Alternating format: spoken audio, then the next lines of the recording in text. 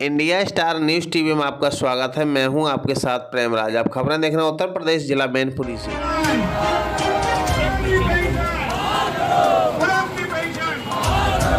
पुरानी पेंशन बहाली को लेकर कार्यालय का घेराव किया गया। एनपीएस निजीकरण के खिलाफ सड़कों पर उतरे सरकारी कर्मचारी। पुरानी पेंशन बहाली को लेकर जिला अधिकारी कार्यालय का घेराव किया गया, तो वहीं पर मुख्यमंत्री के नाम ज्ञापन भी दिया गया।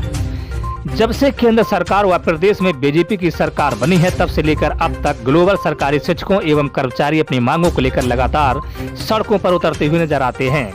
इसी के चलते पूरे उत्तर प्रदेश के साथ साथ जनपद मैनपुरी में भी आज अटेवा के जिला अध्यक्ष जितेंद्र सिंह के नेतृत्व में नई पेंशन योजना के जो शेयर बाजार पर आधारित है, पुरानी पेंशन और निजीकरण को लेकर सैकड़ों की तादाद में अपने अपने संगठनों को चलते सरकारी कर्मचारियों ने एकत्रित होकर क्रिश्चियन इंटर कॉलेज से शहीद डॉक्टर राम आशीष को श्रद्धांजलि अर्पित करके पद यात्रा शुरू की है।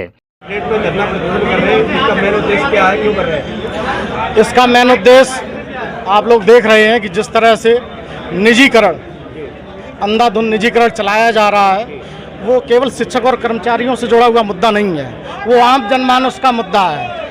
आम जनमानस इससे प्रभावित हो रहा है, सीधे सीधे लोगों के रोजगार प्रभावित हो रहे हैं। एयर इंडिया में छटनी शुरू हो गई है, जितने लोग निकाले गए हैं उनको कहीं दूसरी जगह नियुक्ति नहीं मिली है, उनको घर खाली कराने के लिए कहा जा रहा है। रेलवे में निजीकरण चल रहा है। हम लोगों ने कभी नहीं सोचा था कि आम जनता की जो सवारी रेल है उसका भी कभी निजीकरण होगा। आज 3 रुपए वाला जो प्लेटफॉर्म टिकट है वो 50 रुपए में बिक रहा है, ये निजीकरण है। आज तेल कह देते हैं कि तेल के दाम बढ़ रहे हैं, कंपनियों के हाथ में है।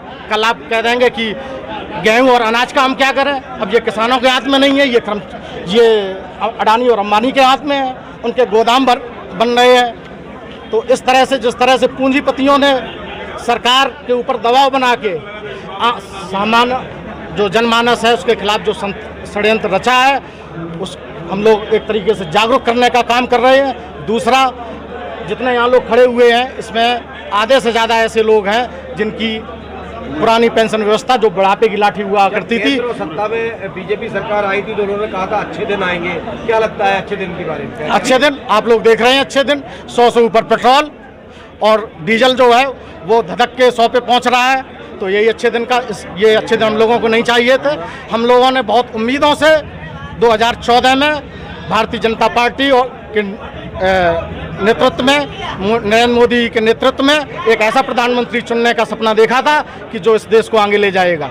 देश की जो संपत्तियां होती हैं वो हमारे गौरव का प्रतीक है, उनको बेचे जाने का जो कार्य किया जा रहा है वो निंदनीय है, हम सब उसकी निंदा करते हैं। आप शिक्षक हैं, आप जो है बच्चों में नींव भरते हैं, तो ये बताइए कि किस तरह का माहौल पैदा हो रहा है बीजेपी सरकार में?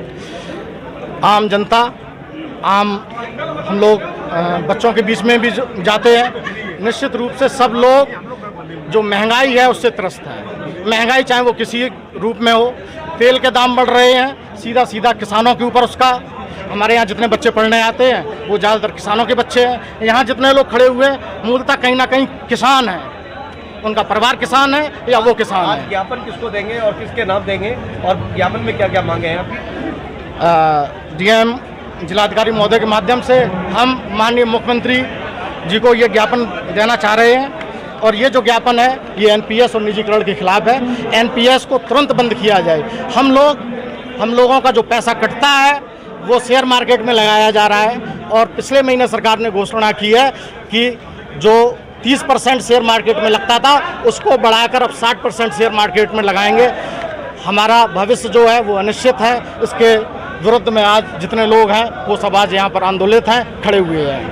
कर रहे हैं जी, डीएम को ज्ञापन दे रहे हैं, ज्ञापन में क्या क्या मांगे हैं और किस बात को लेकर आप ज्ञापन दे रहे हैं? मुख्यतः हमारी 2 मांगे हैं।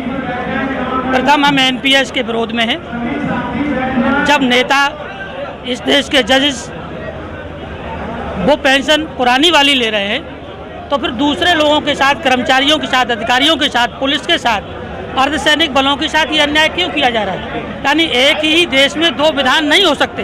ये लोकतंत्र की भावना के खिलाफ है।